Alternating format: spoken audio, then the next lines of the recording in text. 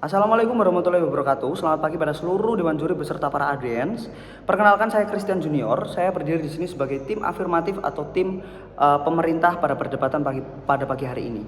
Akan mulai debat dalam 3, 2, 1. Tentu saya berdiri di sini menyambut baik mosi perdebatan pada pagi hari ini, yang dimana dewan ini memilih dunia di mana sumber daya penting diatur oleh agensi sumber daya internasional. Tentu sebelum saya masuk ke dalam ranah argumentasi saya, mari saya akan membawa atau mendefinisikan parameter perdebatan kali ini. Sumber daya penting adalah sebuah komoditas primer yang menopang hajat hidup manusia serta roda ekonomi global seperti minyak bumi dan juga sumber-sumber mineral kritis untuk teknologi. Kemudian agensi sumber daya internasional itu sendiri adalah sebuah badan multi global independen yang memiliki otoritas mengikat untuk mengatur kuota ekstraksi, menetapkan standar harga dasar dan juga mendistribusikan sumber daya ini berdasarkan kebutuhan global dan bukan hanya sekedar daya beli nasional. Masalah utama dalam status quo yang saya angkat ada dua. Yang pertama yaitu terjadinya persenjataan sumber daya, di mana negara-negara berkuasa yang memonopoli cadangan energi fosil mereka menggunakan komoditas tersebut sebagai alat pemerasan geopolitik. Tentu distribusi minyak dan gas tidak didasarkan pada perhitungan presisi atas kebutuhan real masyarakat global, melainkan dikontrol melalui pembatasan kuota secara sepihak untuk mempermainkan harga pasar. Tapi yang kedua yaitu tercekiknya inovasi hijau dan juga transisi energi. Negara berkembang terpaksa membakar seluruh APBN dana mereka hanya untuk mengamankan impor energi fosil untuk kebutuhan harian mereka dalam lingkup masyarakat domestik mereka. Sehingga dengan demikian tidak ada ruang untuk mendanai riset dan juga transformasi energi alternatif yang mandiri oleh negara tersebut. Oleh karena itu, tujuan saya sebagai tim pro sangat jelas. Yang pertama yaitu mencapai pemerataan akses sumber daya demi kelangsungan hidup manusia dan juga memastikan eksploitasi sumber daya selaras dengan keberlanjutan lingkungan jangka panjang. Saya berdiri dengan dengan dua argumen. Yang pertama yaitu meruntuhkan monopoli dan memastikan keadilan distribusi global. Menyerahkan tata kelola sumber daya penting kepada negara berdaulat status quo menciptakan ketidakadilan struktural. Kita membutuhkan agensi internasional untuk meruntuhkan monopoli ini.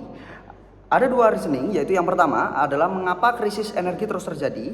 Karena dalam sistem pasar bebas dan juga kedaulatan absolut, negara memprioritaskan keuntungan domestik mereka di atas keuntungan global secara menyeluruh. Negara penghasil sumber daya dapat memanipulasi supply, dalam artian di sini adalah memotong produksi serta menimbun hasil produksi mereka untuk menaikkan harga pasar dunia dan untuk menekan harga musuh secara politik. Hal ini sangat merugikan bagi negara-negara berkembang yang tidak memiliki cadangan sumber daya tersebut, karena mereka dipaksa membeli dengan harga yang tidak masuk akal yang pada akhirnya mematikan industri lokal mereka.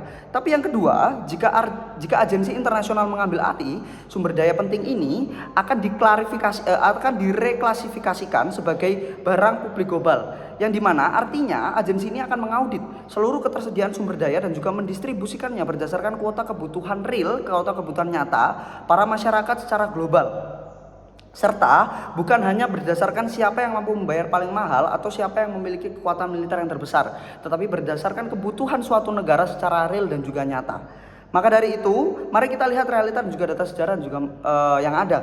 Krisis minyak pada tahun 1973 menunjukkan bahwa terjadi ketika sekelompok negara pengekspor minyak menggunakan embargo sebagai senjata politik mereka pada akhirnya, menyebabkan resesi global dan juga krisis.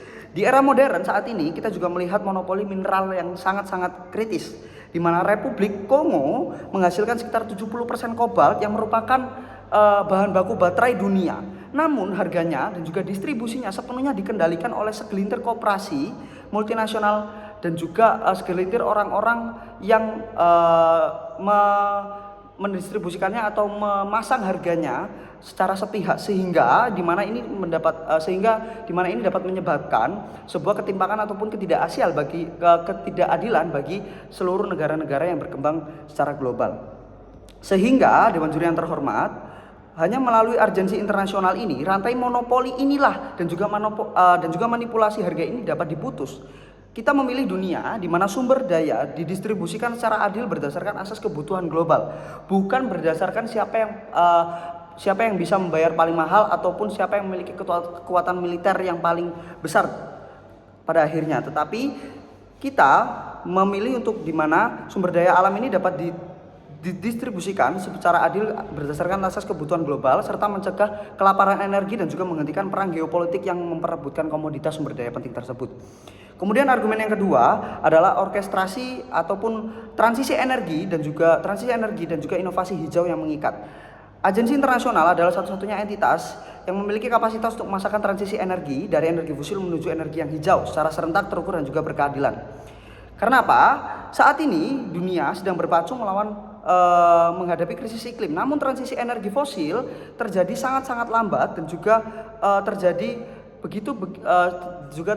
tidak selalu signifikan. Mengapa? Karena negara-negara yang ekonominya sangat bergantung pada ekspor minyak akan terus-menerus memompa minyak tersebut demi menunda kerugian ekonomi mereka, sehingga mereka tidak punya insentif murni untuk beralih sehingga mereka tidak punya insentif dan juga dana untuk mendanai riset dan juga perkembangan mereka.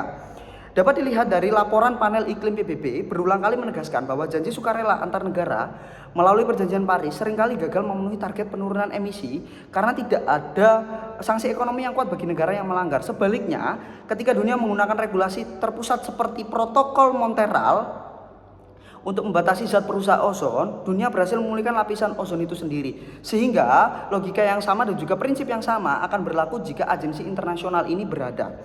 Dewan Juri dengan demikian Dewan Juri yang terhormat melepaskan ketergantungan bumi dari energi fosil dan bertransisi ke energi hijau tidak bisa diserahkan pada niat baik pada masing-masing negara saja.